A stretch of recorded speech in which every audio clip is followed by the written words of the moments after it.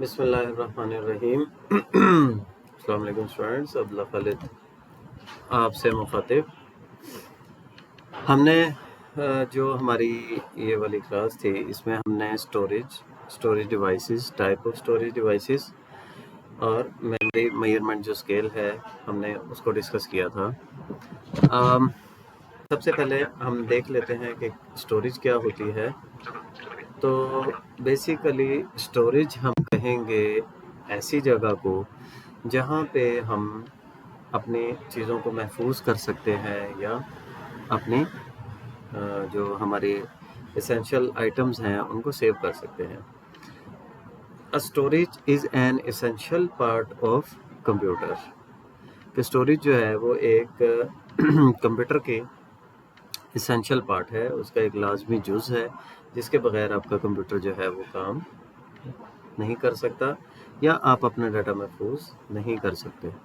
अब हम चलते हैं टाइप ऑफ स्टोरेज डिवाइसेस पर। टाइप ऑफ स्टोरेज डिवाइसेस में बेसिकली दो टाइप्स होती हैं, एक प्राइमरी स्टोरेज डिवाइसेस और दूसरी सेकेंडरी स्टोरेज डिवाइसेस। अब सबसे पहले हम देखते हैं कि प्राइमरी स्टोरेज डिवाइसेस क्या होता है। प्राइमरी स्टोरेज डिवाइसेस को दूसरे लफ्ज़ों में वोलाटाइल मेमोरी भी बोला जाता है, VOLATILE, वोलाटाइल मेमोरी।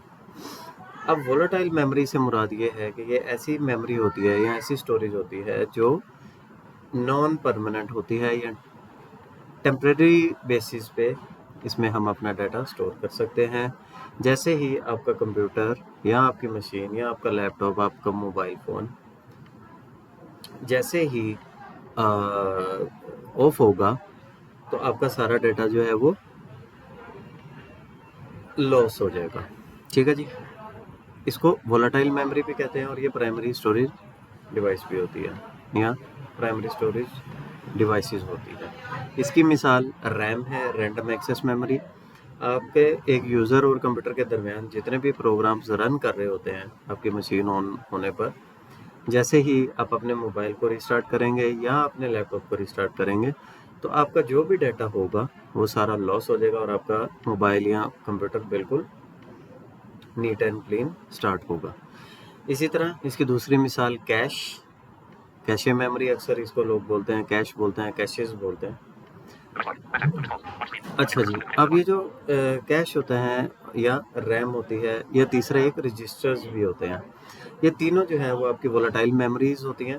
आपने देखा होगा अपने मोबाइल के अंदर ऐप इन्फो के अंदर जाके स्टोरेज में जाएं तो वहाँ पे क्लियर डाटा और क्लियर कैश होता है।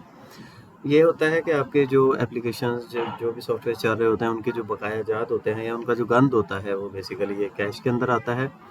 और इसी तरह रजिस्ट्रीज या रजिस्टर्स भी वही काम कर रहे होते हैं कि जो भी आप डाटा एप्लीकेशन या जो भी चीज़ें यूज़ कर रहे होते हैं बैक एंड पे उनके एंट्रीज अपने पास सेव रखता है कि कौन कौन सी एप्लीकेशन जो है वो रन हो रही है। ये आपकी वोलाटाइल मेमोरी है। नंबर 2, नॉन वोलाटाइल मेमोरी या secondary storage devices. Secondary storage devices ऐसी स्टोरेज डिवाइसेस होती हैं जिनके अंदर आपका डाटा परमानेंटली सेव रहता है, चाहे आपकी मशीन चल रही हो या चाहे आपकी मशीन ऑफ हो। इसके जो एग्जांपल्स हैं वो होती हैं HDD, हार्ड डिस्क ड्राइव, और दूसरी होती है SSD, सॉलिड स्टेट ड्राइव।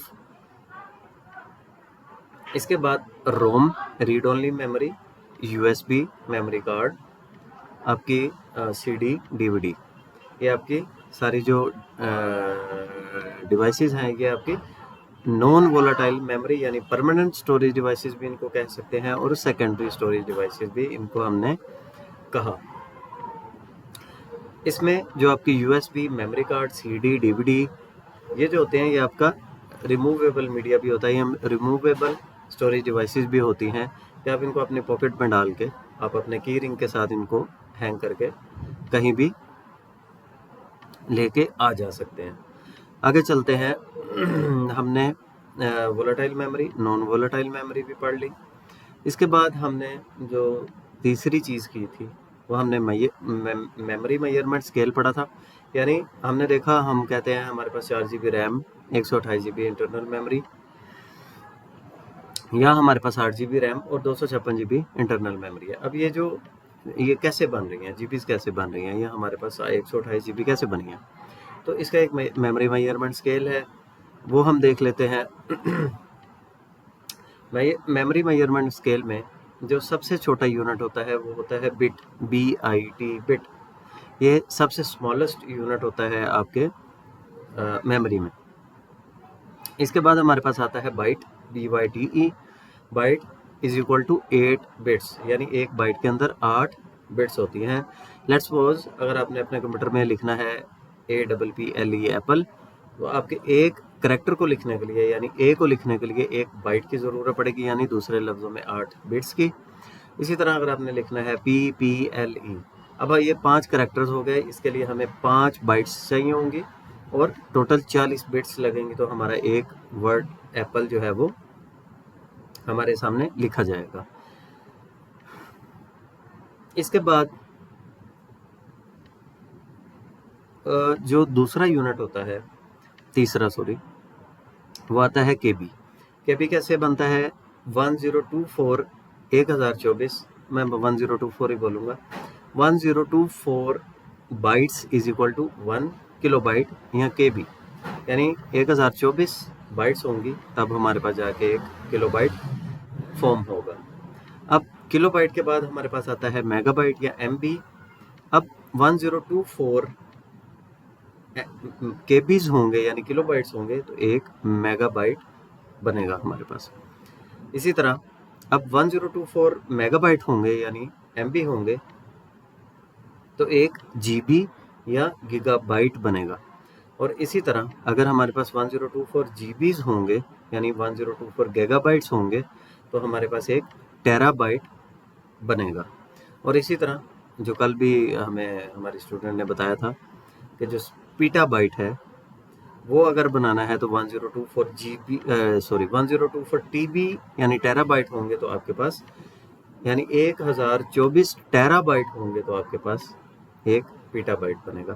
यह है हमारा मेमोरी मेजरमेंट स्केल।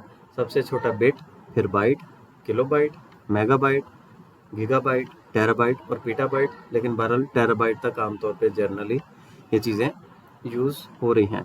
तो हमने आज की क्लास में पढ़ी स्टोरेज, टाइप ऑफ स्टोरेज, जिसमें 2 थी, प्राइमरी स्टोरेज डिवाइसेस यानी नॉन परमानेंट स्टोरेज डिवाइसेस, और इनको वोलेटाइल मेमोरी भी बोलते हैं। इसके बाद हमने, हाँ, इसकी एग्जांपल हो सकती है रैम, कैश और रजिस्टर्स। नंबर 2 पे हमने पढ़ी थी secondary storage devices, permanent storage devices और नॉन वोलेटाइल मेमोरी। ये तीनों एक ही के नाम है। इसमें हमारे पास मिसाल आती है HDD, hard disk drive, SSD, solid state drive, और ROM, read only memory, USB, DVD, CD। ये हमारी permanent storage devices, secondary storage devices और नॉन वोलेटाइल जो मेमोरीज होती हैं, ये उसमें आता है। USB, CD, DVD ये आपके रिमूवेबल स्टोरेज डिवाइसेस भी कहलाती हैं। इसके बाद हमने मेमोरी मेजरमेंट स्केल पढ़ा। बिट सबसे छोटा यूनिट, फिर बाइट, फिर किलोबाइट, फिर मेगाबाइट, फिर गीगाबाइट, फिर टेराबाइट और फिर पीटाबाइट या टेराबाइट तक।